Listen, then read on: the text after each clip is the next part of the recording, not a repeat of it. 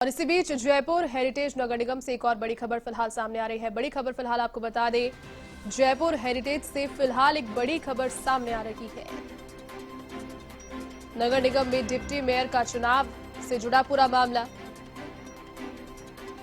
और deputy mayor के लिए मतदान जो है हेरिटेज में वो फिलहाल जारी है। बड़ी खबर फिलहाल आपको बता दें कि जो मतदान है वो जारी है। कांग्रेस की ओर से असलम फारूकी और बीजेपी की ओर से महेंद्र धलेत है मैदान में डिप्टी मेयर की पद के लिए। बड़ी खबर फिलहाल जयपुर हेरिटेज से, जहां पर मतदान की जो प्रक्रिया है वो जारी है। मतदान के तुरंत बाद मतगणना यहां पर होगी और मतगणना के बाद में स्थिति स्पष्ट हो जाएगी। लेकिन जो ज्यादा आसार है वो यकीनन यहां पर कांग्रेस के ही बनने को देखने को मिल रहे हैं। तो कांग्रेस की ओर से असलम फारूकी माइनॉरिटी के नेता हैं, कांग्रेस के एक्टिव कार्यकर्ता, साथ ही में उप मुख्य सचेतक महेश जोशी के खास माने जाते हैं। चलिए अधिक जानकारी के साथ सहयोगी दिनेश कसाना इस वक्त मेरे साथ फोन लाइन पर जुड़ चुके हैं। दिनेश, देखिए हेरिटेज में जो चुनावी प्रक्रिया है डिप्टी मेयर की वो जारी है। हालांकि ग्रेटर में निर्विरोध चुन लिए गए हैं पुनीत कर्णावत। क्या जानकारी फिलहाल, क्या स्थिति, ताजा अपडेट? देखिए जयती, 2:30 बजे मतदान की प्रक्रिया शुरू हुई थी और मतदान की प्रक्रिया अभी भी जारी है। कुल 99% अभी तक मतदान हो चुका है।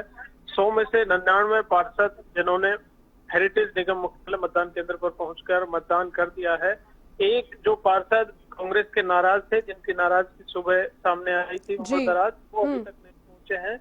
उमर दराज डिप्टी मेयर के चयन को लेकर नाराज हैं क्योंकि वो वरिष्ठ पार्षद हैं कांग्रेस के और पार्टी ने ये तय किया था, जब मेयर का चयन किया था उसी समय जो अल्पसंख्यक वर्ग से सबसे सीनियर पार्षद हैं उन्हीं को डिप्टी मेयर का उम्मीदवार बनाया जाएगा। तो ऐसे में इस मापदंड पर उमर दराज फिट बैठते हैं और उमर दराज सबसे वरिष्ठ पार्षद हैं, 4 बार के जीते हुए पार्षद हैं। ऐसे में उनकी नाराजगी खुलकर सुबह सामने आई थी। मीडिया से भी उन्होंने ये बात कही कि पार्टी ने जो मापदंड रखा उस मापदंड के अनुसार उनका चयन नहीं हुआ, उनको उम्मीदवार नहीं बनाया गया।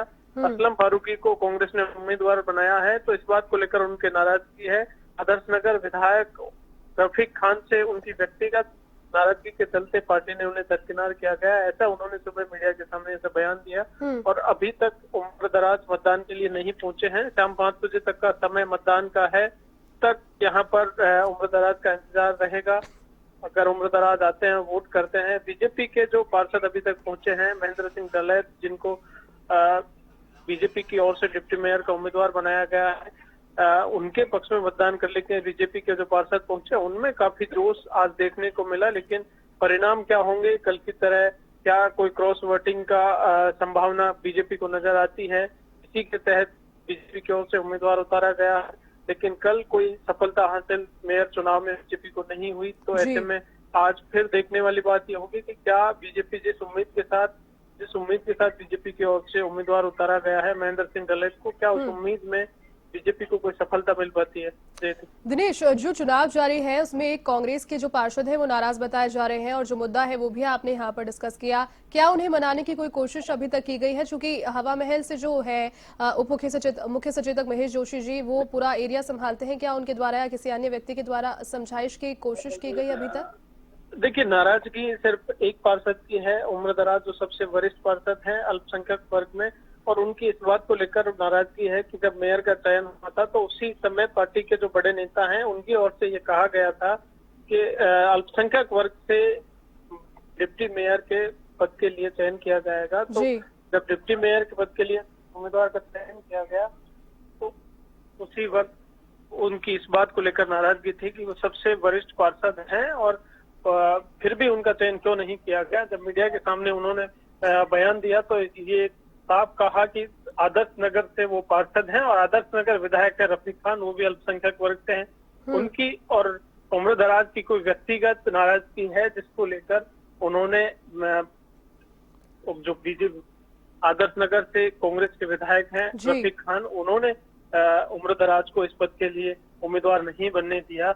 उनकी नाराजगी के चलते उमर दराज को पार्टी ने दरकिनार किया है, ऐसा उन्होंने कहा। और इसी नाराजगी को लेकर अभी तक वो मतदान के लिए नहीं पहुंचे हैं, लेकिन पार्टी नेताओं की ओर से समझाइश लगातार जारी है। 5 बजे तक उनका इंतजार रहेगा। 5 बजे तक मतदान की प्रक्रिया चलेगी। बीजेपी को जिस तरह की उम्मीद है, क्या उस उम्मीद में सफलता हासिल होगी, ये देखने वाली बात है। अब बीजेपी की उम्मीद से जुड़ी आपने बात करी यहाँ पर दिनेश, देखिए जिस प्रकार से ग्रेटर में यहाँ पर उम्मीदवार उतारा ही नहीं कांग्रेस ने, क्योंकि वहां पर ग्रेटर में बन चुकी है भारतीय जनता पार्टी के मेयर और निर्विरोध चुन लिए गए हैं पुनीत कर्णावत। क्या रणनीति के तहत भारतीय जनता पार्टी ने यहाँ पर बहुमत न होने के बाद में भी ग्रेटर में अपना उप महापौर के लिए उम्मीदवार उतारा है, क्या कहेंगे इसके बारे में?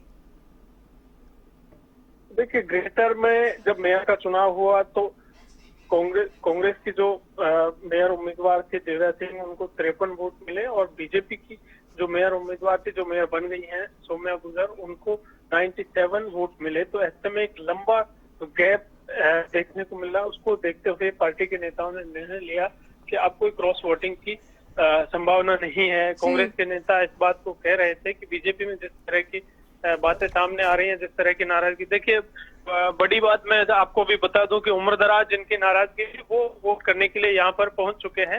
उनकी नाराजगी दूर हो गई है। कांग्रेस नेताओं की ओर से लगातार समझाइश की जा रही थी और जो डिप्टी मेयर के कैंडिडेट हैं असलम फारूकी, वो उनको लेकर यहाँ पर पहुंचे हैं। लेकिन अब ये स्पष्ट हो गया है कि उनकी जो नाराजगी थी वो अब दूर हो गई है और मतदान के लिए पहुंच गए हैं। अंतिम मत है जो यहाँ पर आकर उम्रदराज अभी डालेंगे और उसके बाद मतगणना शुरू हो जाएगी।